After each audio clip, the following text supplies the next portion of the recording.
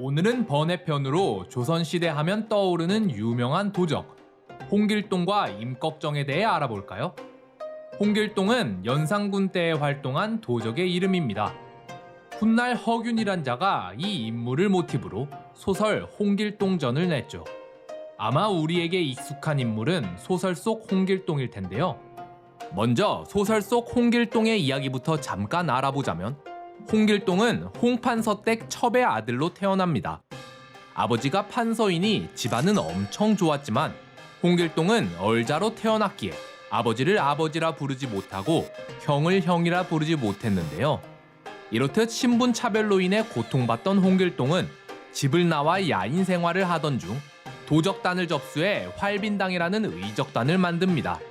그러곤 동해 번쩍 서해 번쩍 전국을 떠돌며 의적질을 해서 가난한 백성을 도와주는데요.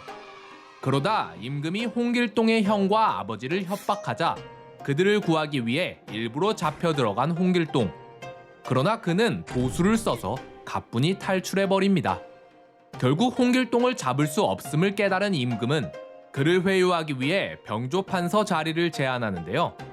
그러나 홍길동은 이 자리를 거절하고 부하들과 함께 율도국으로 넘어가 율도국의 왕이 됩니다. 이렇듯 소설 속 홍길동은 백성을 위해 의적 활동을 하는 선한 인물로 나오지만 실제 역사 속 홍길동은 악당 그 자체였는데요. 의적 활동과는 전혀 상관없는 그냥 도적 두목이었죠. 그런데 연산군 시절의 기록은 실록치곤 부실한 편에 속하기에 홍길동에 대한 이야기도 자세히 적혀있지는 않습니다. 그래도 남아있는 기록들을 긁어모아 실존인물 홍길동의 삶을 한번 추적해볼까요? 먼저 홍길동은 태어난 연도부터가 불분명합니다. 홍길동에겐 두 명의 형이 있었는데 이들 중 둘째 형인 홍일동은 1412년에 출생한 것으로 알려져 있습니다. 또한 홍길동의 아버지 홍상직은 1424년에 사망한 것으로 알려져 있는데요. 따라서 이 기록이 맞다면 홍길동은 1412년에서 1424년 사이에 태어난 거죠.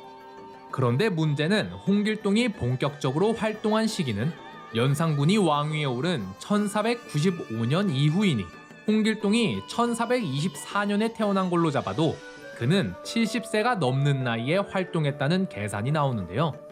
따라서 저도 홍길동을 백발 노인으로 표현하는 게 맞을 것 같네요. 소설 속 홍길동은 부유한 집안에서 태어났으나 어머니가 노비 출신이라 그의 신분이 얼자인 탓에 아버지를 아버지라 부르지 못한 걸로 나옵니다. 실존인물 홍길동도 이와 비슷합니다. 일단 홍길동의 집안은 상당한 권세가였습니다.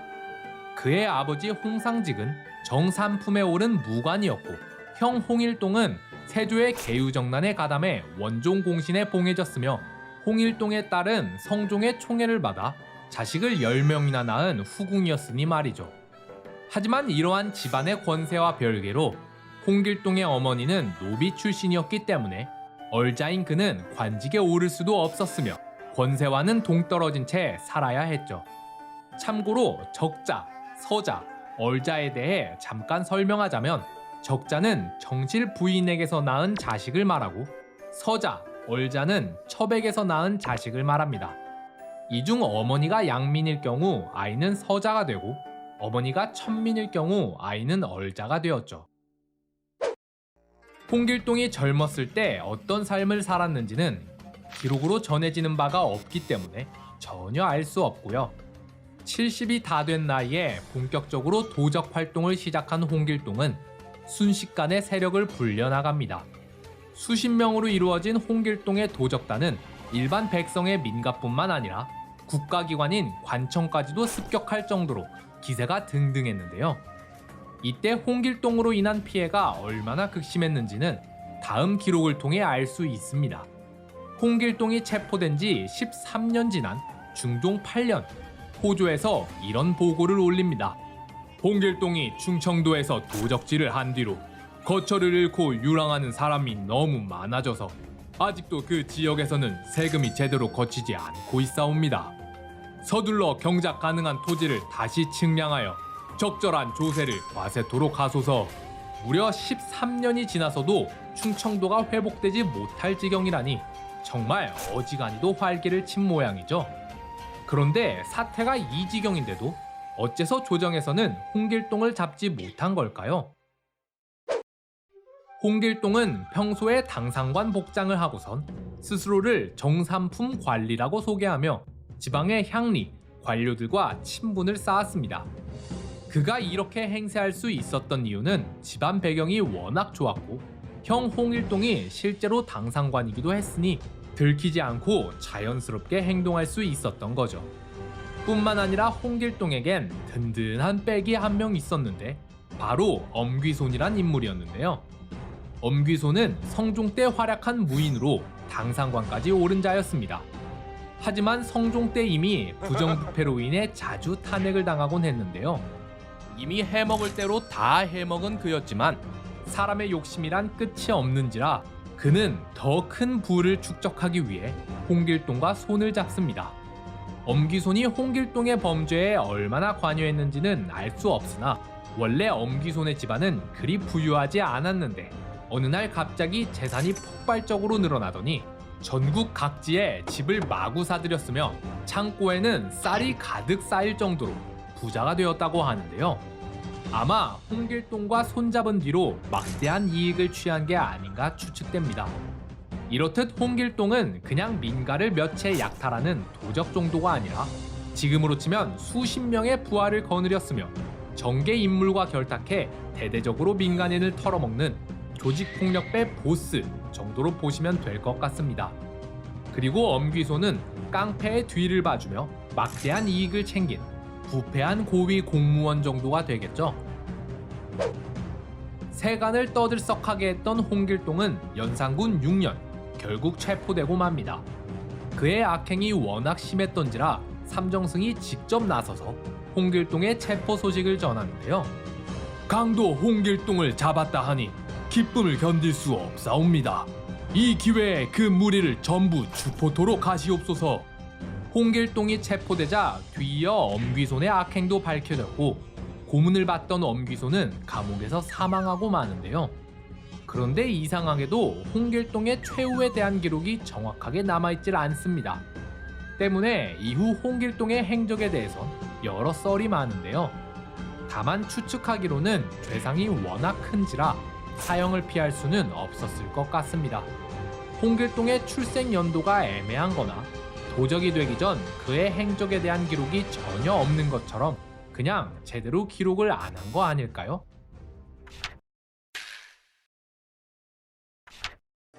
연산군 때에 홍길동이 있었다면 명종 때엔 임꺽정이 있습니다. 임꺽정은 경기도 양주에서 백정의 신분으로 태어납니다. 다만 우리가 익히 아는 도축업이 아니라 생활도구를 만들어서 파는 일을 했다고 하는데요. 임꺽정이 성장하던 명종 초기에는 문정왕후의 비호를 받은 소윤이 대대적으로 권세를 부리던 시절이었습니다. 이들의 수탈로 인해 백성들의 고역이 이만저만이 아니었는데요. 게다가 이 시기엔 유독 가뭄이 많았고 특히 황해도 주민들이 극심한 고통에 시달리고 있었죠. 임꺽정이 어째서 도적이 되었는지는 정확히 알 수 없으나 아마 이러한 시대적 상황이 영향을 주지 않았나 추측해봅니다. 임꺽정은 가장 상황이 안 좋은 황해도를 중심으로 도적질을 시작했습니다. 그러다 세력이 점점 불어나자 경기도, 강원도, 평안도 그리고 함경도까지 활동 반경을 넓히는데요. 이렇듯 임꺽정의 기세가 날로 불어나자 조정에서는 그를 잡기 위해 관군을 파견하고 밀고자에겐 막대한 보상을 약속했으며 관청에도 임꺽정을 잡는 데 집중하라고 지시할 정도로 체포에 총력을 기울입니다. 하지만 임꺽정은 도리어 관군을 격파하고 밀고자의 배를 갈라 더 이상 밀고를 못하게 본보기를 보여줬으며 수령들은 포상을 노리고 가짜 임꺽정을 조작하는 등 수사는 계속 난항을 겪습니다. 체포작전이 효력을 보이기 시작한 건 임꺽정의 참모로 있던 서림이 관군에게 붙잡히면서부터입니다. 서림은 붙잡히자마자 바로 변절해서는 임꺽정 수사에 적극적으로 협조했는데요. 그렇게 임꺽정 일당을 하나 둘씩 잡으며 수사망을 좁혀가던 조정은 마침내 진짜 임꺽정을 체포하는 데 성공하게 되죠. 앞서 홍길동 때처럼 실록은 임꺽정의 처우에 대해서도 기록을 해놓지 않았습니다. 하지만 3년이나 전국을 뒤흔들었던 대두적인 만큼 분명 사형을 당했겠죠.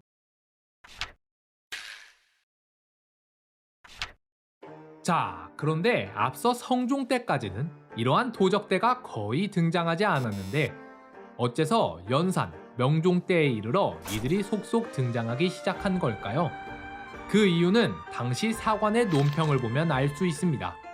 나라가 정치를 제대로 못해 재상들이 횡포를 부리고 수령들 또한 백성을 상대로 포악질을 해대니 그 피해는 오로지 백성들에게로 돌아가게 되었다. 궁지에 몰린 백성은 기댈 곳도 없고 호소할 곳도 없으니 단지 하루 목숨을 연명하기 위해 이들이 도적이 되었다며 누가 감히 이들의 죄를 탓하겠는가. 백성이 도적이 된 원인은 나라에서 정치를 잘 못해서지 그들의 본성이 악해서가 아니다. 당시 백성의 삶이 어땠는지를 알기 위해 잠깐 시계를 돌려 과거로 돌아가 볼까요? 고려 말 백성의 삶은 거의 지옥과 같았습니다. 100여 년에 걸친 원간섭기 동안 권문세족은 끝없이 권세를 부리며 백성을 핍박했고 원간섭기가 지나자 끊임없이 외세의 침략이 가해지며 나라가 통째로 전쟁터가 되어버렸는데요. 나라 꼴이 이 지경이니 백성들의 삶은 더욱 가혹해져만 갔고 이러한 현실을 목격한 정도전은 나라를 뒤집어 엎을 계획을 세우게 되죠. 그렇게 정도전과 이성계가 고려를 멸망시키고 조선을 건국했습니다. 태조, 정종 때까지만 해도 아직 건국 초기라 나라가 불안정했지만 태종, 세종 시기를 거치며 나라는 슬슬 안정을 찾아갔는데요. 왜구의 약탈도 대마도 정벌 이후론 빈도가 급격히 줄어들었고 더 이상 반란이나 전쟁같이 나라를 뒤흔들 큰 사건들도 일어나지 않았으며 세종의 애민 정치로 인해 백성의 삶은 점점 나아졌습니다. 뒤이어 세조, 성종 때까지는 계속해서 나라의 기틀이 잡혀갔고 오랜 평화가 지속되며 나라는 더욱 안정돼 갔죠. 그래서 성종 때의 백성들은 조선 건국 이래 최고의 태평성대를 누리게 됩니다. 하지만 기쁨도 잠시, 성종 때를 지나자 백성의 삶은 다시 힘들어지기 시작합니다. 시간이 지날수록 훈구파의 권세는 점점 커져만 가는데 왕들은 사활을 일으켜 훈구파의 대항 세력인 사림을 수청해대니 훈구파의 득세를 막을 길이 전혀 없어지는데요. 그렇게 훈구의 삶이 점점 풍요로워짐에 따라 백성의 삶은 반대로 고단해져만 갔습니다. 그러자 슬슬 고통을 견디지 못하고 백성이길 포기한 자들이 나오기 시작하는데요. 누군간 자진하여 양반의 노비로 들어갔고 누군간 머리를 깎고 중이 되었으며 또 누군가는 내 입에 풀칠하기 위해 남의 것을 빼앗는 도적이 되어버렸으니 이러한 시대적 흐름이 홍길동과 임꺽정을 탄생시킨 거 아닐까요?